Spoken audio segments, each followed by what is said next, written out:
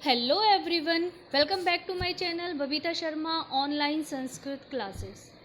तो बच्चों, आज हम उपसर्ग और प्रत्यय की प्रैक्टिस करेंगे। तो आज हमने जो ऑनलाइन क्लासेस में पढ़ा था, तो हमारा जो टॉपिक था अधूरा रह गया था। हमने बहुत सारे क्वेश्चन डिस्कस कर लिए थे क्लास में, लेकिन प्रैक्टिस के लिए मुझे लगता है कि आपको और जितने ज़्यादा आप क्वेश्चंस करोगे उतने ज़्यादा आपका कॉन्सेप्ट एकदम क्लियर हो जाएगा और आपको इसके जो नियम हैं उपसर्ग और प्रत्यय के वो भी याद हो जाएंगे।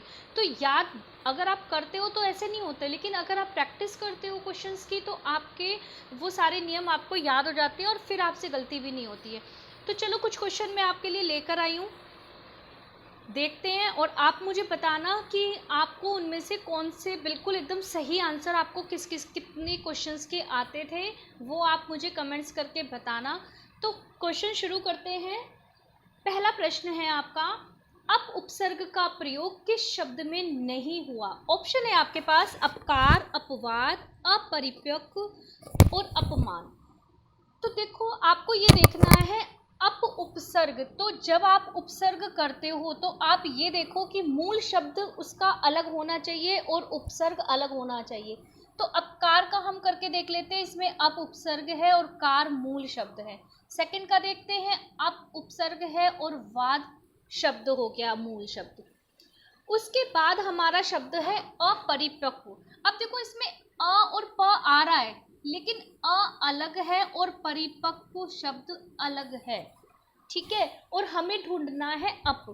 अब यहाँ पर कंफ्यूजन होती है बच्चों को कि इसमें प तो दिखाई दे रहा है आपको, है ना, अप में यहाँ प आपको दिख रहा है, लेकिन एक्चुअल में जो है ये अ अलग शब्द है और परिपक्व शब्द अलग है। अगर आपने अप कर दिया तो रिपक्व कोई शब्द नहीं बनता है आपका, इसलिए ये जो ऑप्शन है इसके अंदर अप उपसर्ग नहीं है, तो हम इसको टिक करेंगे। और अप जमा मान, उसके अंदर भी मान अलग मूल शब्द आपको दिखाई दे रहा है और अप उपसर्ग अलग दिखाई दे रहा है, तो आंसर हो जाएगा हमारा थर्ड,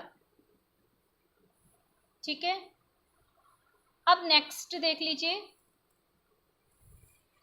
सेकंड क्वेश्चन है आपका, कु उपसर्ग किसमें नहीं है? अब वो शब्द देखना है जिसमें कु उपसर्ग नहीं लगा। तो जैसे मैंने अभी बताया, आप पहले मूल शब्द को और उपसर्ग को अलग करके देखो। कु जमा कर्म, तो ये शब्द बन रहा है कु, और मार्ग, मार्ग के अंदर कु लगा दिया तो कुमार्ग भी बन रहा है आपका। कु जमा मार्ग, ये थोड़ा सा नहीं लग रहा है। आगे देखो, कु जमा पूत, ठीक है। अब पूत का मतलब पुत्र होता है, कुपूत, तो वो शब्द भी आपका बन रहा है। तो इन चारों में से जो सही नहीं लग रहा वो है ये कुमार, तो हम इसको टिक करेंगे। क्लियर? तो हर ऑप्शन को आपको चेक करना है, उसके बाद ही आपको टिक करना है। ऐसा नहीं है कि बस अपना देखा और फटाफट टिक कर दिया, उससे क्या होता है कि आपको सही आंसर का पता नहीं चलता है। नेक्स्ट क्वेश्चन देखिए, नेक्स्ट है स्व उपसर्ग किस शब्द में नहीं है? अब ये स्व है। अब देखो, कंफ्यूजन करने के लिए चारों ऑप्शन एक जैसे से होते हैं। यहाँ पर है स्व जमा धर्म। अब देखो, स्व को अलग कर दो और धर्म को, तो धर्म एक अलग शब्द है हमारा, अलग निकल कर आ रहा है, इसका मतलब ये नहीं है। स्व जमा अर्थ, स्वार्थ। अब देखो, स्व यहाँ पर है और आगत ऐसे दिया हुआ है इसमें। अब देखो, इसमें आएगा क्या नहीं आएगा क्या? दिखने में तो इसमें भी स्व दिख रहा है और स्व जमा जन, तो ये सही है। लेकिन ये वाला जो ऑप्शन है ये हमारा है रॉन्ग, और रॉन्ग क्यों है वो हमें देखना है। तो ऊपर वाला जो क्वेश्चन है मैं इरेज कर रही हूँ, अगर आपको इसका स्क्रीनशॉट लेना है तो ले लेना आप, और इरेज करके मैं आपको समझाती हूँ कि किस शब्द के अंदर स्व उपसर्ग नहीं है। तो देखो, इसको आप कैसे करोगे, क्योंकि बहुत सारे बच्चों ने आंसर इसका स्वागत ही दिया था। तो अब हम देखते हैं कि ये स्वागत आंसर आपका गलत कैसे है। अब देखो, इसके अंदर जो स्वागत शब्द है इसके अंदर है सु उपसर्ग, सु जमा आगत। जब हम उ के बाद कोई भी असमान स्वर आता है तो उ का बन जाता है व। अब यहाँ पर हो गई है संधि, संधि का नियम लग गया है, ठीक है। अब संधि का नियम लगने के कारण ये जो ऊ है, ऊ का तो हमने बना दिया व, तो ये जो स है ये रह गया आपका आधा हलंत, तो इसके नीचे लिख दिया हमने हलंत। आगे है हमारे पास शब्द आगत। अब सारे वर्णों को जोड़ दो, तो स आधा है तो मैंने लिख दिया स आधा। व में आ की मात्रा जोड़ेंगे तो शब्द बनेगा वा, और ग और त, तो अब बन गया हमारा शब्द स्वागत। तो इसका मतलब स्व उपसर्ग किस शब्द में नहीं है? स्वागत में नहीं है, बाकी सब में स्व उपसर्ग है। अब आप कहोगे कि मैम स्वार्थ में भी नहीं लग रहा हमें, तो स्वार्थ का भी मैं आपको समझा देती हूँ, वो भी देख लीजिए एक बार। स्वार्थ कैसे बना है, इसके अंदर देखो स्व जमा अर्थ। अब यहाँ हो गई है संधि, ठीक है। व में अ है और आ और अ मिलकर क्या बन गए? आ बन गई। अब यहाँ पर हो गई है हमारी दीर्घ संधि, ठीक है। दीर्घ संधि हो गई है तो व में आ की मात्रा जुड़ जाएगी और हमारा शब्द बन जाएगा स्वार्थ। इसलिए इसके अंदर स्व उपसर्ग है, लेकिन जो ऑप्शन गलत है वो है ये वाला। क्लियर? तो मैं इसको इरेज कर रही हूँ ताकि आपको समझाने के लिए मेरे पास स्पेस हो जाए। नेक्स्ट क्वेश्चन है हमारा अध्यादेश। अब देखो अध्यादेश के अंदर शब्द में मूल शब्द और उपसर्ग बताएं। अध्यादेश के अंदर मूल शब्द और उपसर्ग क्या है? तो जैसे मैंने आपको बताया, आपको ऑप्शन को ध्यान से देखना है। यहाँ ऑप्शन दिया हुआ है अध जमा आदेश, क्योंकि ध आधा है। अब आधे बच्चे इसको देख के कर देते हैं, ठीक है। अब नेक्स्ट ऑप्शन पर आते हैं अधि जमा आदेश। आधे बच्चों को पता ही नहीं चलता कि ये आएगा, वो सोचेंगे ये तो होगा ही नहीं, क्योंकि यहाँ पर तो ध आधा है। आप लोग क्या सोचते हो, उपसर्ग का मतलब होता है बस आगे आगे वाला वर्ड, लेकिन मैंने आपको पहले भी जब इसके नियम पढ़ाए थे तो मैंने आपको बताया था कि अगर उपसर्ग और मूल शब्द को जब हम जोड़ते हैं और अगर वहाँ संधि हो रही है तो फिर वहाँ हम संधि का नियम लगाएंगे, ठीक है। अब यहाँ अधि जमा आदेश, ये जो ऑप्शन है ये बिल्कुल सही है। इसके अंदर मूल शब्द आदेश है और उपसर्ग है अधि, बाकी तीनों ऑप्शन गलत है। अध्या जमा देश गलत है, अध जमा यादेश वो भी गलत है, और सही कौन सा है? अधि जमा आदेश। तो ये भी मैं आपको समझा देती हूँ कि कैसे अधि जमा आदेश होगा, इसको भी हम जरा समझ लेते हैं। अध्यादेश, अब देखो यहाँ पर हम करेंगे अधि जमा आदेश। मूल शब्द हमारा है आदेश, और आदेश शब्द के अंदर जब हमने अधि उपसर्ग को जोड़ा तो ई का हो गया, ई के बाद कोई भी असमान स्वर आता है तो ई का क्या हो जाता है? ई का य हो जाता है। ई का य और ऊ का व, ये हम पढ़ चुके हैं। यहाँ पर जैसे ऊ का व किया था हमने, यहाँ ई है तो ई का य हो जाएगा। ऐसे बहुत सारे एग्जाम्पल मैं आपको क्लास में भी समझा चुकी हूँ, है ना। तो वही है सेम ये भी, तो ई का बना दिया हमने य, और ये जो ध धनुष है ये रह गया आधा, ठीक है। आगे है अ। अब आगे शब्द है आदेश। सारे वर्णों को जोड़ दो। जब हम सारे वर्णों को जोड़ेंगे तो अ को लिखा मैंने अ, ध आधा है, आगे कोई स्वर नहीं है तो ध आधा ही आएगा। य में हमने आ की मात्रा जोड़ी तो ये शब्द ये बना या देश, अध्यादेश। तो ये आपकी यण संधि का नियम यहाँ पर लग रहा है। यण संधि आपने पढ़ी होगी, तो ई के बाद यदि कोई भी असमान स्वर आता है तो ई का य हो जाता है। अब नेक्स्ट क्वेश्चन है हमारा, निम्न में से किस शब्द में य प्रत्यय नहीं है? तो य प्रत्यय वाले नियम मैं आपको पढ़ा चुकी हूँ उपसर्ग और प्रत्यय में।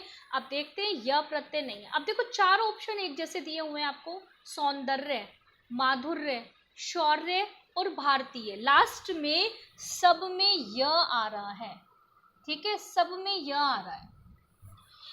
अब ध्यान से अगर आप देखोगे तो इनको बोलकर देखो, जब आप इनको बोलकर देखोगे तो आपको तीन शब्द एक जैसे लगेंगे, सौंदर्य, माधुर्य, शौर्य और भारतीय। भारतीय अलग है, उसमें मूल शब्द है भारत, मूल शब्द है भारत और प्रत्यय लगा हुआ है ईय, और हमारे पास कौन सा है क्वेश्चन में, खाली य। तो हमें खाली य को नहीं देखना, यहाँ पर लगा हुआ है इ, इसलिए ये वाला ऑप्शन है हमारा गलत। ठीक है, बाकी सब में य प्रत्यय जोड़ा हुआ है। अब आप कहोगे कि मैम ये कैसे हमें समझ में आएगा कि य प्रत्यय है या नहीं है। ठीक है, तो एक बार आपको दोबारा से इसके नियम बता देती हूँ कि जब हम य प्रत्यय जोड़ते हैं तो आगे वाला जो वर्ड होता है, जैसे यहाँ पर अ है तो आ हो जाएगा, है ना, ऊ है तो औ हो जाएगा। ये मैंने नियम आपको उपसर्ग और प्रत्यय वाला जो वीडियो बनाया है उसमें सारे नियम दे रखे हैं, तो आप एक बार पहले वो वीडियो देख लेना ताकि आपको सारे नियम याद हो जाए। तो यहाँ है मूल शब्द सुंदर, सुंदर से बना है सौंदर्य, मधुर से बना है माधुर्य, ठीक है, और शूर से बना है शौर्य, और भारत से बना है भारतीय। तो य प्रत्यय सिर्फ भारतीय में नहीं है, वहाँ पर ईय प्रत्यय है। नेक्स्ट देखो, कौन से शब्द में अंत प्रत्यय नहीं है। अब देखो अंत नहीं है, अब सारे वर्ड आपको एक जैसे लग रहे हैं, चारों ऑप्शन एक जैसे हैं, गड़ंत, रटंत, महंत और भिड़ंत। अब आपको फिर कंफ्यूजन होता है इस तरह के क्वेश्चंस जब आपके आते हैं। तो अब हम इनमें से मूल शब्द को या फिर क्रिया है तो क्रिया को अलग करके देखते हैं। अब यहाँ पर है ये क्रिया, कृत प्रत्यय है, तो देखो गढ़, गढ़ जमा अंत, अंत प्रत्यय जोड़ा हमने गढ़ में तो शब्द बना गड़ंत। इसमें है रट जमा अंत तो रटंत बन गया। अब मह जमा अंत, ये थोड़ा सा अब इसको छोड़ दो, आगे हमारा वर्ड है भिड़ जमा अंत भिड़ंत, तो वो भी होता है, भिड़ने का मतलब लड़ाई करना, रटना मतलब याद करना, गढ़ना जैसे हम मूर्तियां गढ़ते हैं मूर्तिकार, तो ये भी क्रिया है, सारे क्रिया हैं। लेकिन ये जो शब्द है महंत, इसमें हमारा मूल शब्द निकल के नहीं आ रहा है, तो इसलिए इसके अंदर अंत प्रत्यय नहीं है। ठीक है, बाकी तीनों ऑप्शन में अंत प्रत्यय है। नेक्स्ट देखो, सु उपसर्ग वाला कौन सा शब्द नहीं है, सु उपसर्ग वाला कौन सा नहीं है, तो बताओ। सु को अलग करो, सु जमा पात्र, इसमें है। अब सु अलग कर दोगे तो आपके पास क्या बचेगा, ऊपर बिंदी है, खाली आधा वर्ण। ठीक है, आधा वर्ण भी आपको नहीं पता कि कौन सा है, ऊपर जो बिंदी है, अनुस्वार जो लगा है, और द और र। अब इसमें देखो सु जमा वास, ये भी अलग आ रहा है, वास का मतलब होता है रहना किसी भी स्थान पर, और वहां पर भी ये सु जमा आगत, वो तो मैंने आपको पहले भी बताया है ऊपर कि स्वागत शब्द में सु उपसर्ग लग रहा है। अब ये जो शब्द है आपका संधि में भी काम आता है, संधि में भी बहुत बार ये वाला एग्जाम्पल आपको एग्जाम में दे दिया जाता है। ठीक है, तो इसके अंदर सु जमा आगत बनता है, इसका संधि विच्छेद, और यहाँ पर इसके अंदर भी है सु उपसर्ग। अब जिसमें नहीं है वो शब्द है हमारा सुंदर। ठीक है, तो आपको इसे टिक करना है। नेक्स्ट है हमारा क्वेश्चन, निम्न में से कौन सा कृत प्रत्यय नहीं है। अब आपको जब ये पता होगा कि कृत प्रत्यय किसे कहते हैं तभी आप इसका ऑप्शन सही कर पाओगे। तो चलो देखते हैं, अब इसके ऑप्शंस जरा देख लेते हैं। जागना, मिठास, चलाई और चढ़ाई। अब इन चारों ऑप्शन को अगर आप ध्यान से देखोगे तो यहाँ पर देखो जागना, जागना क्रिया है, मिठास अलग शब्द हो गया, चलाई चल से बना चलाई क्रिया हो गई, चढ़ से बना चढ़ाई वो भी क्रिया हो गई। अब इन चारों में से जो अलग अर्थ है वो कौन सा है, मिठास, क्योंकि ये शब्द से बना है। ठीक है, जो शब्द से बनते हैं वो तद्वित प्रत्यय होते हैं, और जो क्रिया से बनते हैं वो आपके कृत प्रत्यय होते हैं। तो हमारा क्वेश्चन था कृत प्रत्यय किस में नहीं है, तो मिठास में कृत प्रत्यय नहीं है। नेक्स्ट क्वेश्चन देखते हैं, कौन सा शब्द अप्रत्यय से नहीं बना। अब किसमें अप्रत्यय नहीं है। अब अ वाला जो नियम है वो य में जो नियम लगाया था सेम नियम अ में भी लगता है और इक प्रत्यय में भी लगता है। तो देखो कौन से में अ नहीं है, राघव, लाघव, ममत्व और वासुदेव। अब इसमें आप कहोगे मैम लास्ट में तो वह सब में ही आ रहा है ना। अगर आप ध्यान से देखोगे तो वह सब में आ रहा है और हमें देखना है अ, और आपके अकॉर्डिंग तो अ तो सभी शब्दों में सभी वर्णों में अ लगा हुआ है ना। लेकिन अब इसमें से गलत कौन सा है, तो ध्यान से अगर आप देखोगे तो आपको सही ऑप्शन भी मिल जाएगा। अब इनको हम करके देखते हैं। जब हम अप्रत्यय किसी भी शब्द में जोड़ते हैं ठीक है। अ प्रत्यय जब हम किसी भी शब्द में जोड़ते हैं तो यहाँ जो स्टार्टिंग जब हम करते हैं तो अ का आ बन जाता है। अब पहले ये चीज हम नोट करते हैं, यहाँ पर र में रा बना हुआ है राघव, तो रघु से बन गया राघव। यहाँ पे भी ला है तो लघु से बन गया लाघव। अब यहाँ पर आ नहीं है और उसमें भी देखो वसुदेव से बना है वासुदेव, वहां भी आ है। यानी हमारा जो नियम था कि अगर हम किसी भी शब्द के पीछे अ प्रत्यय जोड़ते हैं तो स्टार्टिंग में यदि किसी शब्द में अ है तो उसका आ हो जाता है, लेकिन यहाँ पर इस शब्द में आ नहीं बन रहा। पहला तो हमने यहाँ पर इसको पकड़ लिया है कि इसका जो सही आंसर है वो ये होगा, क्योंकि ये डिफरेंट अलग से वर्ड हमें लग रहा है। तो जब आप नियम इनके याद कर लोगे तो आपको ऑप्शन भी एकदम से सही समझ में आने लग जाएगी। तो उम्मीद है आपको समझ आए होंगे ये क्वेश्चंस, और इसके अलावा अगर आपको और प्रैक्टिस करनी है तो आप मुझे बताना, मैं आपके लिए और क्वेश्चन लेकर आऊँगी। और अगर वीडियो अच्छा लगे तो अपने फ्रेंड्स के साथ शेयर भी जरूर करना, ताकि बाकी बच्चे भी वीडियो को देखें और उनको भी ये कॉन्सेप्ट समझ में आए। धन्यवाद।